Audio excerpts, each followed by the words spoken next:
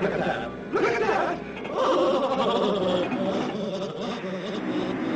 I want to go home!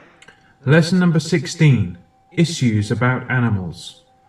By the end of this lesson, you should be able to explain that it is a mistake to interpret behavior observed in other animals as showing human characteristics, anthropomorphism, and explain that it is also a mistake to assume that human and animal behaviors have nothing in common, and explain that humans now debate the ethics of the use of animals. Some people consider that animals have rights comparable or identical to human rights. Many people like watching cartoons and playing computer games, especially where animals are the main characters. It's all make-believe, of course. However, you are caught up in the stories because you think the behavior of the animal characters show human characteristics. Anthropomorphism describes the way humans pin their thoughts and behavior onto animals and objects.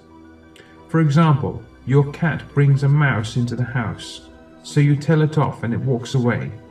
You might say that the cat is sulking, a human characteristic, when it is probably moving off because you shouted at it. The difference between humans and other animals is only a matter of degree. We all share common ancestors. Humans share a common ancestor with the other great apes.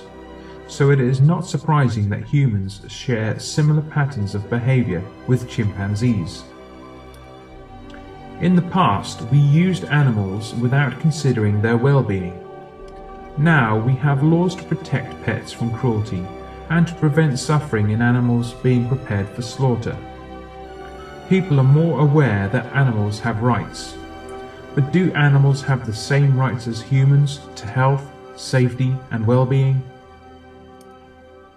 Battery hens are reared intensively. They live in small cages where they cannot stretch their wings. They may peck themselves in frustration. The behavior is prevented by removing the tips of the bird's beak, called debeaking. Many people think that rearing animals intensively is cruel, and they try to buy free-range eggs and meat. Animals penned up in cages in zoos and circuses show behavior suggesting boredom and frustration.